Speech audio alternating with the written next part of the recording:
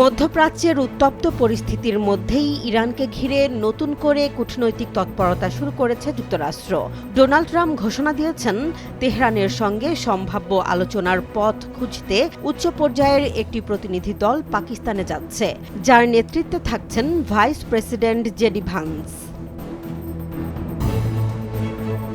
সামাজিক যোগাযোগ মাধ্যমে দেয়া এক পোস্টে ডোনাল্ড ট্রাম্প জানান, যুক্তরাষ্ট্রের প্রতিনিধিরা স্থানীয় সময় সোমবার সন্ধ্যায় ইসলামাবাদ পৌঁছাবেন। পরবর্তীতে হোয়াইট হাউসও নিশ্চিত করে প্রতিনিধি দলের নেতৃত্ব দেবেন ভাইস প্রেসিডেন্ট জেডি ভান্স।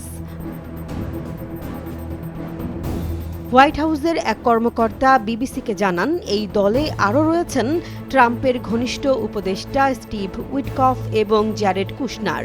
এর আগেও তারা ইরান সংক্রান্ত আলোচনায় অংশ নিয়েছিলেন। তবে এখনও আলোচনায় অংশগ্রহণের বিষয়ে আনুষ্ঠানিক কোনো সম্মতি দেয়নি ইরান। দেশটির রাষ্ট্রীয় গণমাধ্যম জানিয়েছে, যুক্তরাষ্ট্রের অবরোধ বহাল থাকলে আলোচনায় বসার সম্ভাবনা কম।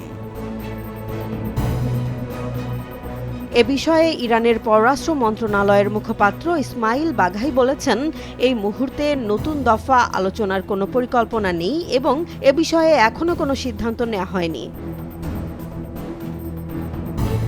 এর আগে প্রথম দফার আলোচনা টানা প্রায় ২১ ঘণ্টা চললেও কোনো সমঝোতায় পৌঁছানো যায়নি। বিশেষ করে পারমাণবিক কর্মসূচি সহ গুরুত্বপূর্ণ ইস্যুগুলোতে ওয়াশিংটন ও তেহরানের অবস্থান ছিল স্পষ্টভাবে ভিন্ন। জেসমিন জাহান, নিউজ ডেস্ক, জনবাণী।